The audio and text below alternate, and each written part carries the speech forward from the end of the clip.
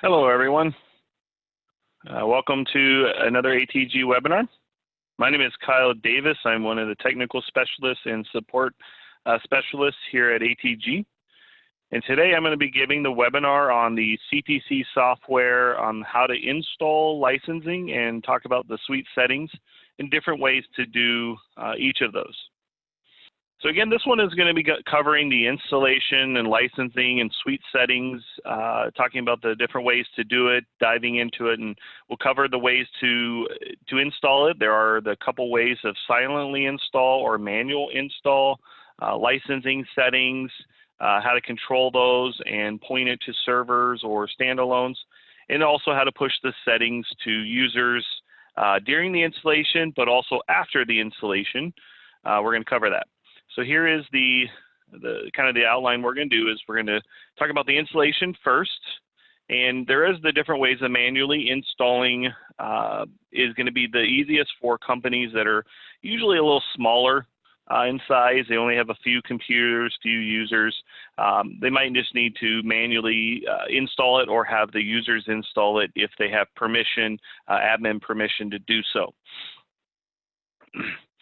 Bigger companies might want to do a little bit more silent installs. If they have a lot of computers they got to get to, pushing it to all the users within the network or that need it.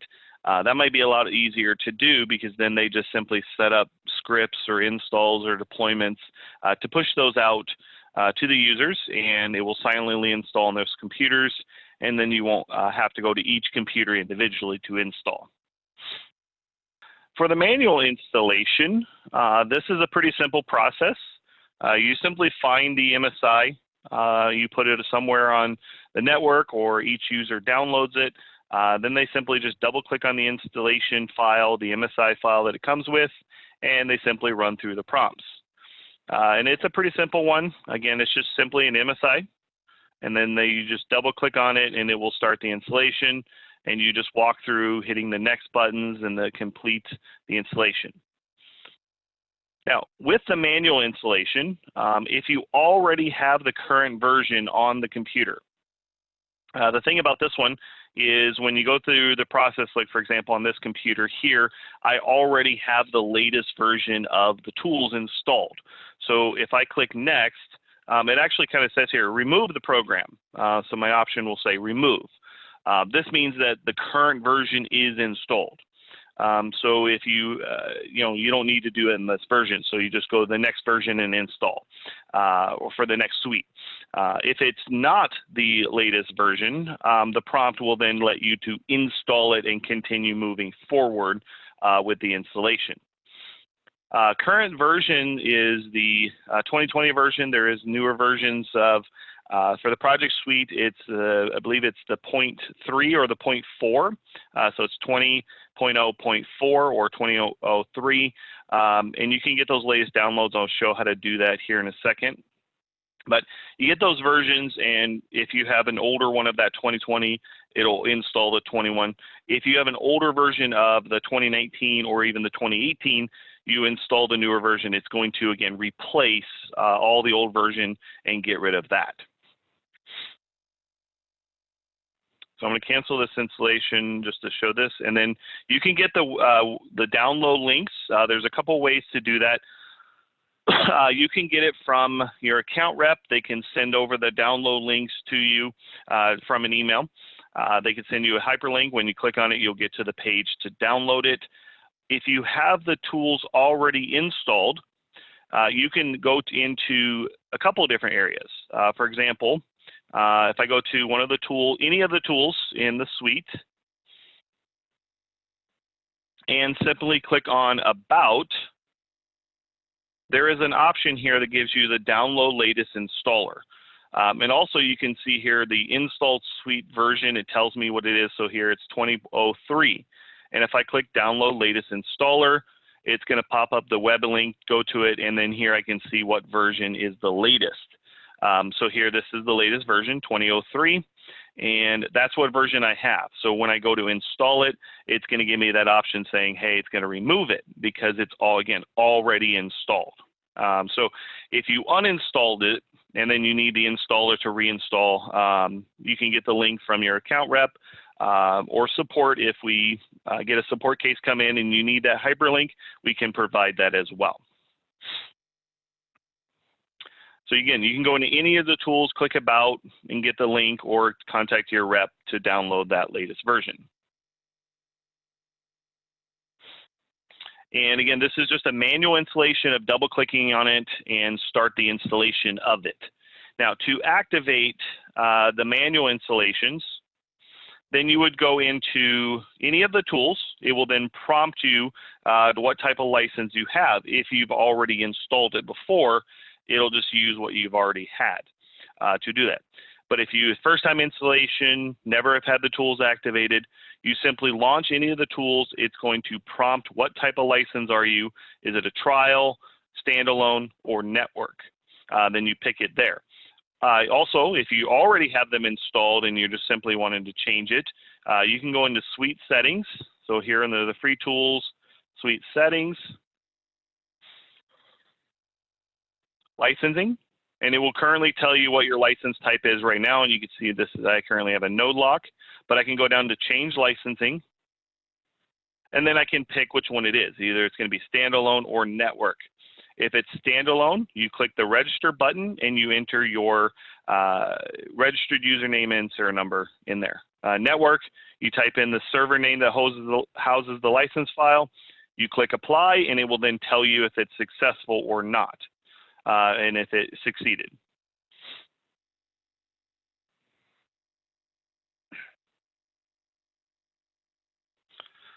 So that is the method for manually installing. And you can do this pretty easily, just going by each computer there and just install.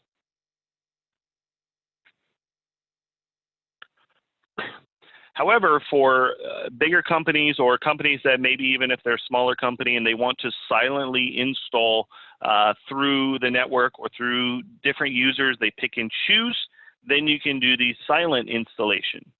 This is nicer again for the bigger companies that may not want to go to each computer or don't necessarily trust the users or have the permission to install the software. Some companies will actually create deployments through other deployment softwares like SCCM. It is MSI file, so SCCM can support those. You can just push that out through that. And then if otherwise, you can create a batch file or a script that pushes that installation. And you can simply use the name of the file and the quiet switch. It's either going to be /q or /quiet. I've seen in some installations the /q works, in other installations /quiet works. It's both of those have an option of being, again, that quiet installation. One might work over the other. And to give you an idea of what this looks like, I have a sample script that I've just kind of put up as users or admins, and depending on what I'm doing. So in this case here, I am silently installing the network or the project suite here.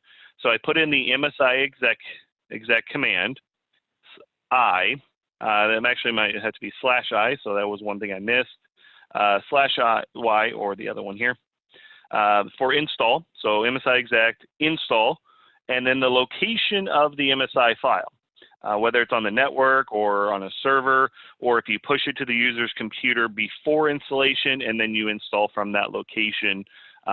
We've had some companies that they like to push the MSI to the user's computer, then run the install directly from that location. It's, again, your choice if you want to do it from the network location if they have access, or it goes copied to the user's computer. Some companies like it to the users because it's a little quicker to get to the local than it is go across the network to install it. So, and then it's, again, simply just the installing of that MSI file. I'll talk about the license here in a second on the same file. Now, I did forget to, as I saw in my license, I forgot to put the /q in here, so let me put that /quiet. So I forgot to put that at the end. Otherwise, if you simply just do the installation and then you call it the MSI and you don't put the /Q or the /quiet, it'll actually pop up the dialog box and do the installation there, and then the user has to click next, next, next. So it is better to, again, push that with the quiet in there.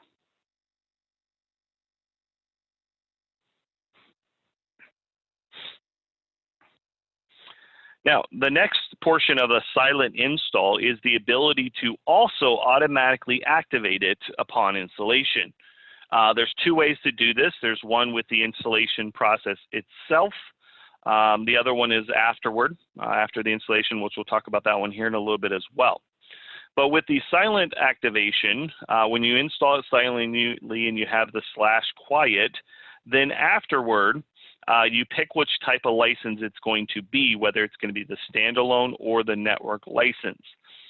For standalone, you put in the register name and username and serial number that you were given, and you put in the name equals your company name, and then SN for the serial number equals, and then you put in the serial number.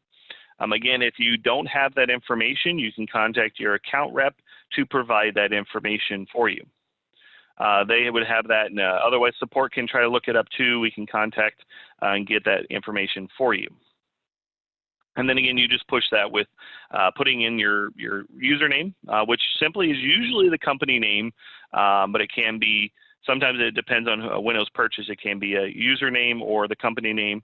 For the most part, it's going to be the company name. And then the serial number is a random generated one for you. Then for network licensing, you would put in the floating LIC server and then equals your server name. Now I put in there my server, but of course it could be your server, it can be any server name you have that has the license file already set up on it. Then it will just push that into there, and then it will be a network license. Now I did put on the bottom of the slide here what pages on the installation and configuration guide you will find this information as well. It gives a little bit other information in here talking about how to do that. So I would recommend to look through the installation guide always. It's very beneficial on doing some of this stuff here. So I'm going to open it up and just kind of show you that portion. So here's page 27. And it talks about the silent installation and then the automatically activating here and registered name. And you put in the license here. Typically, it's, again, the company name and then the serial number. So here's the example of it, giving the project suite setup /Q, the name equals the company or registered name and then serial number. And then if I go down to the next page, it talks about the license, where it talks about the floating license equals my server. And there is other ones you can do in here of installing other things, like the batch suite does have another option in here that you can put in these batch files to also, do you want to install the CTC PDF writer? If it's 0, does not install. If it's just left as install it, it will just install if you don't put that in there. So now you can put a 1 or 0, I believe, but if you put the 0, it definitely won't install. If you don't put anything, it will still install the PDF writer as well. And that's, again, for the BIM batch suite. That's an extra thing that comes with the installation of the batch suite.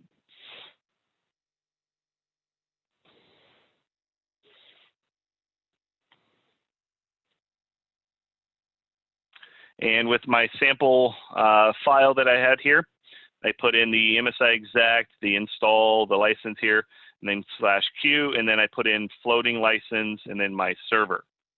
I also have another one here for admins that I put in just as a sample of doing multiple installs at once. So I put in the MSI executive for the BIM project suite, and then I put in the license information there. And then I did another suite for the manager suite, and I put in this is a standalone option instead of multi-user, so the network license. The reason for this one is we typically will see the project suite be in network licensed, whereas the manager suite might be a standalone. And the reason for this one is the manager suite is usually only for certain users. So you would only need a few licenses for that, for each user that needs that suite. Whereas the project suite is more for everyone. So this one is then going to be for networks usually. And that's what I was going to talk about, finish up. We're talking about that here. Is the license type, the standalone versus network, is again that option to be standalone is per computer. So if another user logs into that computer, it's activated on the computer. So another user on the same computer can use it. So if you purchase 5 licenses, only 5 computers can use it. You can unregister it and go to another computer. Whereas network is a shared pool of licenses. When you open one of the tools, it will grab a license from the server. And if you close the tool, it returns it.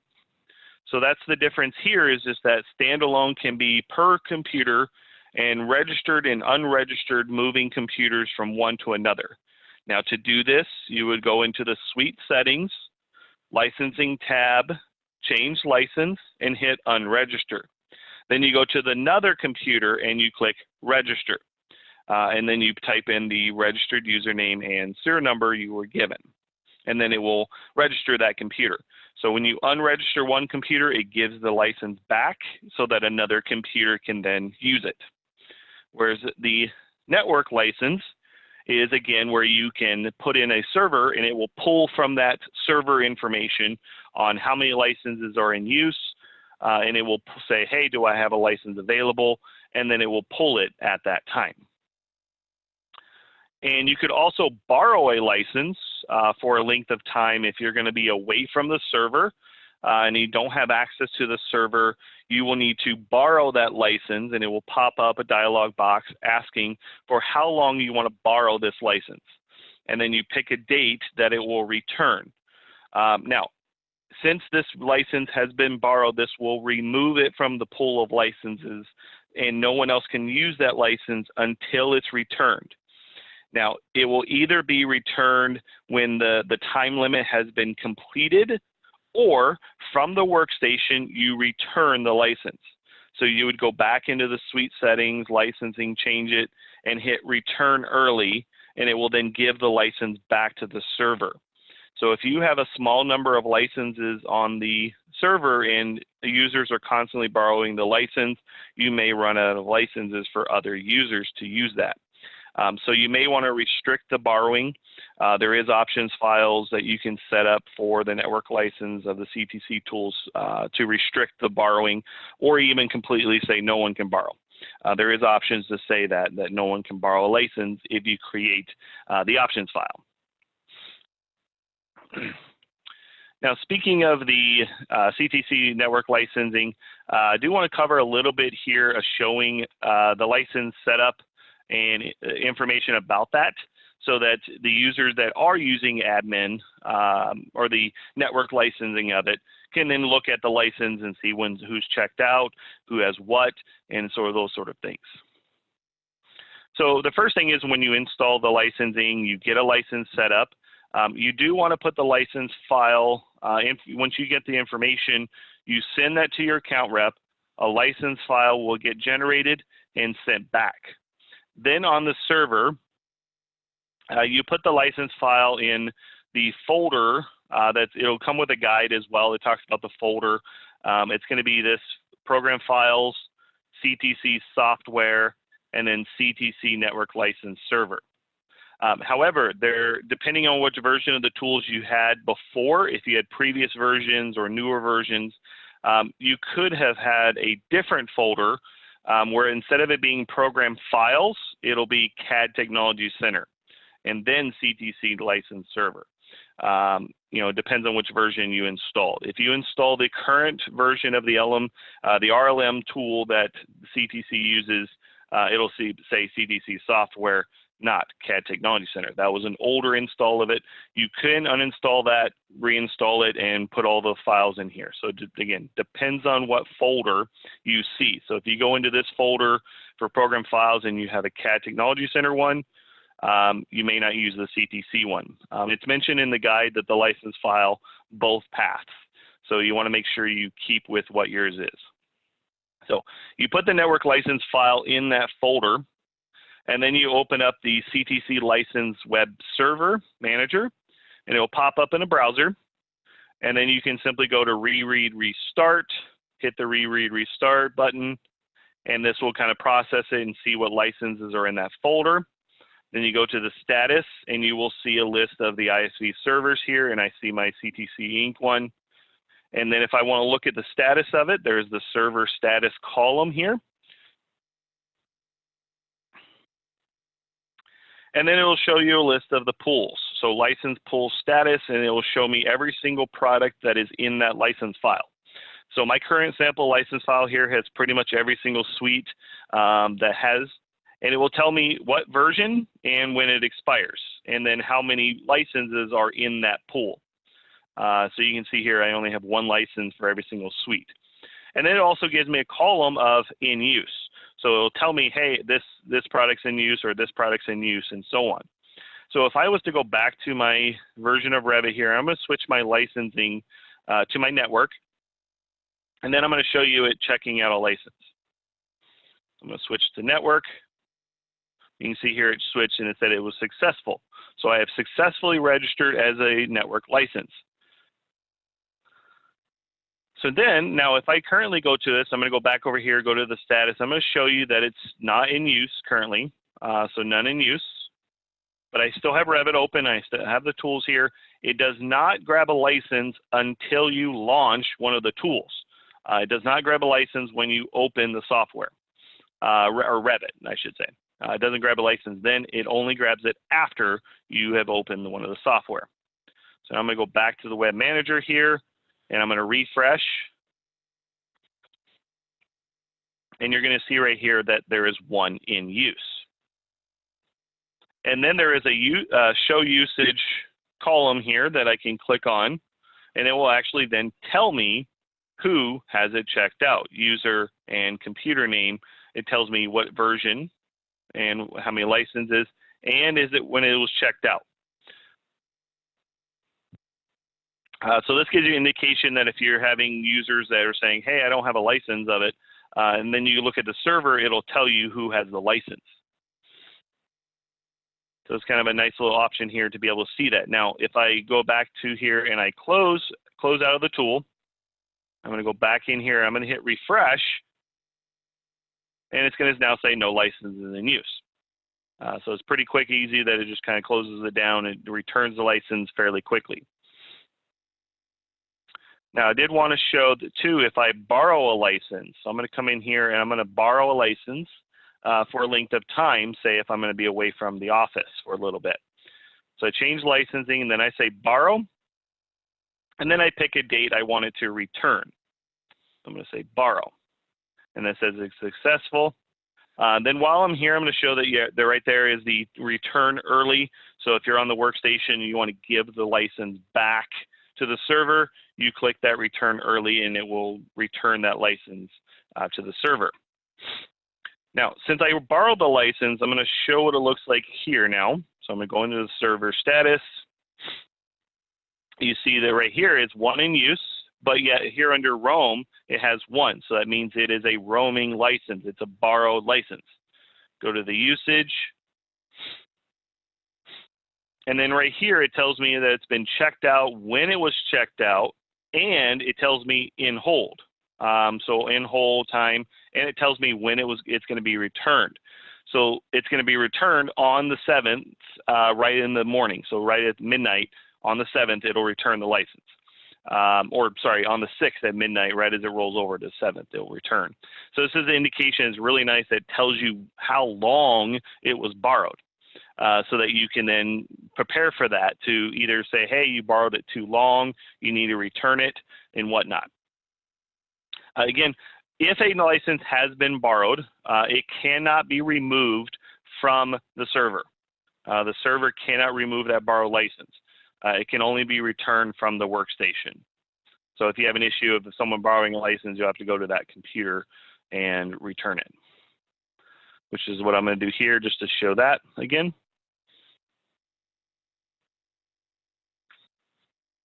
And say return. And it says it was successfully returned and goes back to being borrowed. Oh, one thing I do want to mention here with the licensing, if you are switching to a network license and you put in the server name and you hit apply, a license actually has to be borrowed at that time so that it will then verify the license is there and so on, and then it gives the license right back as soon as you close it out. So again, I did want to tell that it did have a license available at the time of switching to license.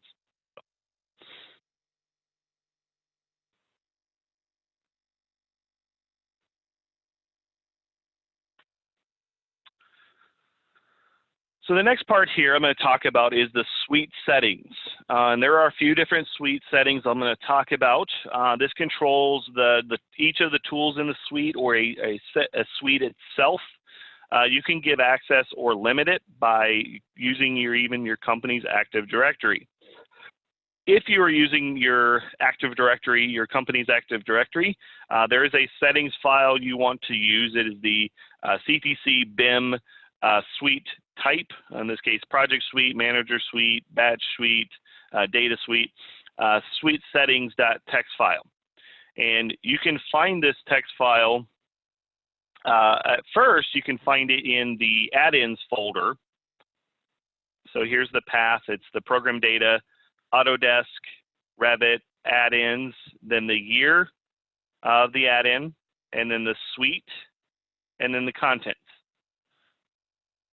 So here I'm show this again. So Revit, add-ins 2020, BIM project suite.bundle, contents, and then in here is the suite settings, suite CTC BIM project suite settings.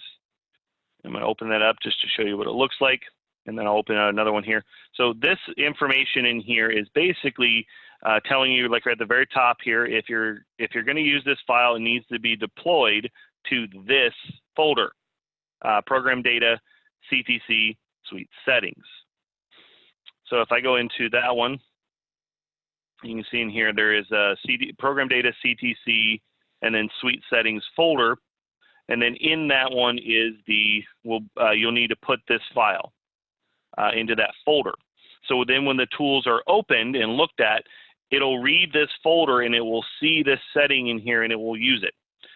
So for example here, allow changing license settings Active Directory groups equals, currently by default it's set to everyone, which means everyone can use it. Otherwise, if you have a group in there that only admins can do it, you can put in admins. If you want to put in the allow borrowing, if you want to limit your people that they cannot borrow, you can put in here that no one can borrow, or everyone can borrow, or only admins can borrow. You can pick. Also the download latest installer. I mentioned that earlier, that if you go into any of the tools, click about, you can click download latest installer. But if you only want certain users to be able to do that, you pick a group that you want to restrict. You pick the group that only these people can do it. Allow manual ribbon button visibility change false or true. If it's based on the Active Directory, you get to choose if they can change it or not. Otherwise, it's a manual push, and I'll talk about that as well. Then you have here, you can break it down to individual tools. So if you want to limit some certain tools like BIMless admin, you don't want everyone just changing the databases, so you can put in your company's Active Directory to limit their access. But you can get, if they don't use other tools, you can come in here and say, no one has this, so when it open Revit, they'll have no access to that tool. It won't even be there.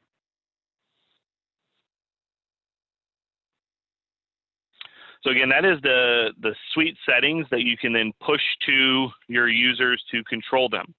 If you are not using Active Directory, that is going to be the ribbon button visibility file, where you can then choose if it's going to show the icons or not. So that's going to be in the add-ins folder under the tool, under the suite. And then if I scroll down here, there's the ribbon button visibility settings. And then I can come in here and I see a list of all the tools. And then down here is the list of all the tools that are active. And if you put a pound sign in front of that and you restart Revit or open Revit for the first time, that tool will not show on the ribbon anymore. It'll be actually blanked out. They won't see the button at all. If it's not, it does not have that pound sign or the comment sign in front of it, it's going to show the button. So you have to put that in there. And again, this does, if you have Revit open at the time, it does require a reboot of Revit to then take effect, because the settings is only loaded at the time of open. So if you have it closed already, it'll take effect immediately. If you have it open, restart and it'll change. That's if you wanted to deploy this to the users. I'll talk about that in a second here. If you manually in Revit, you go to the suite settings and you can uncheck the icons you don't want to see. So you can uncheck them there. And then the last settings file that I wanted to talk about is going to be in the CTC, Program Data CTC folder under Suite Settings. There is the CTC BIM Project Suite icon settings, the Manager Suite, and all the other suites in here, where you can then control what buttons, here, like use small buttons, true, false, data version, and then also the ribbon tab name. So if you wanted to put this on its own tab, like here it has CTC software, or put it on a different tab. Some companies with older ones, you'll have, again, the old Revit Express Tools tab name. You can switch it over to the new one, or you can put in your own one, or you can say add-in, and it will put it to the default Revit add-ins one. And that one's going to be deployed to, again, this folder, the Program Data CTC Suite Settings. That's for the icons. If it's just displaying one tool or the other, that's in the Suite Settings file within either your Program Data CTC Suite Settings, or if you're not using Active Directory, that's back in the Program Data Autodesk, the Revit add-ins one.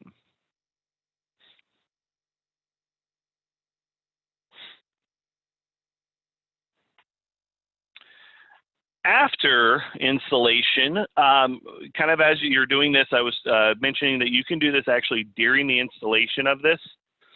When I had my files up there for the sample of the installation, I actually did have an option in there at the bottom to copy this file, the settings file, to this folder. Also, I had the licensing settings file I wanted to push to this folder as well.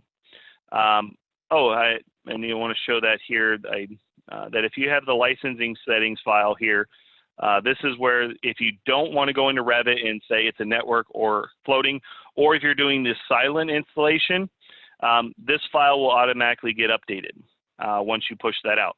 So when I go to the project suite setting, license settings here, license network, and then this one. So when I install and I push this setting in there, whether I do it silently or do the copy at the same time, it's automatically putting that license file in the folder or the license settings here into that folder. So when I launch the tools, it automatically has that option. So here I have network floating and then the server name.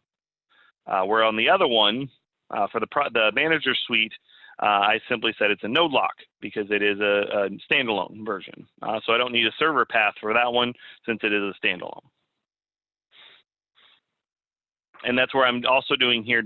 So here I have it set to silently install with that, or I can do an copy to say, take this settings file, put it here.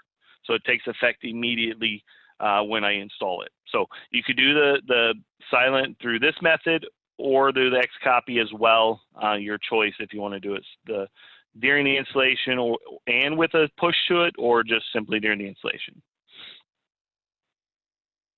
But after the installation, it's the same procedure that you can do is edit those settings files. You can save them on a server so you have a copy of what they are, and edit those settings files and then re-push it to the users. So you can create a separate batch. Instead of it being in the install and licensing of it, it can just simply be a change licensing. And you can push that to the users either by group policy or login script or any method. If you want to have the users double click a file and it just does it for them, your choice there. But there are multiple ways to do that.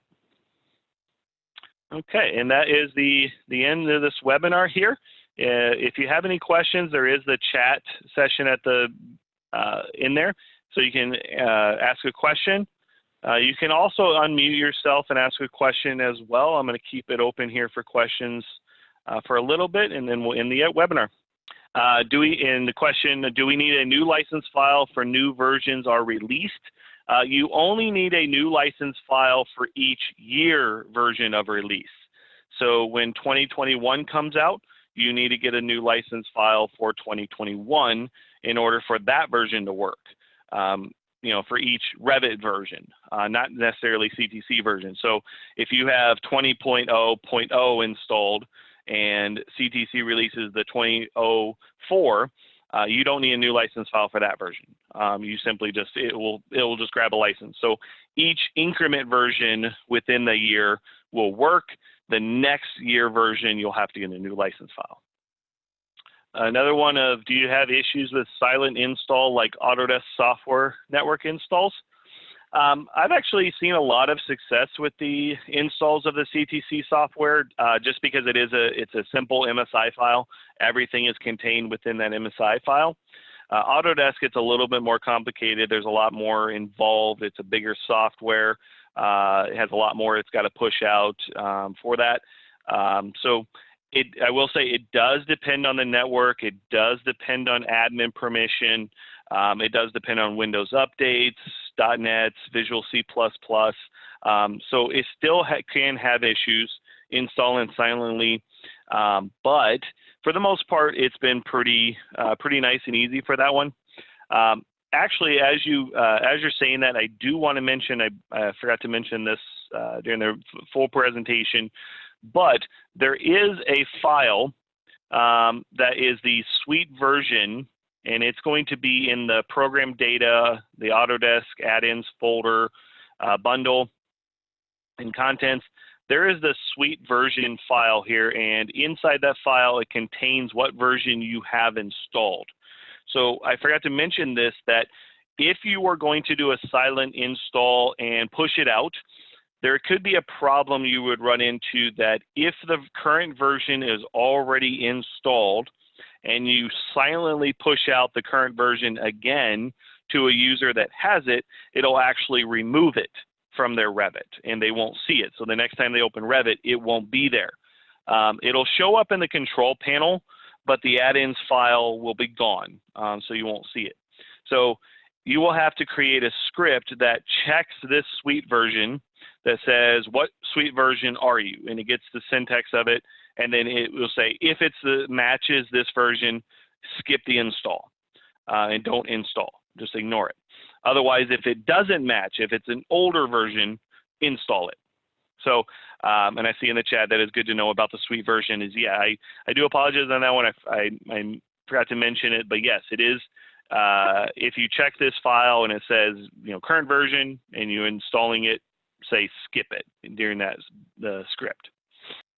And again, that's going to be in that add-ins folder content there. You can check it for each year what it is, but it should be the same for each version of Revit. So 2020, 2019, 2018, 2017.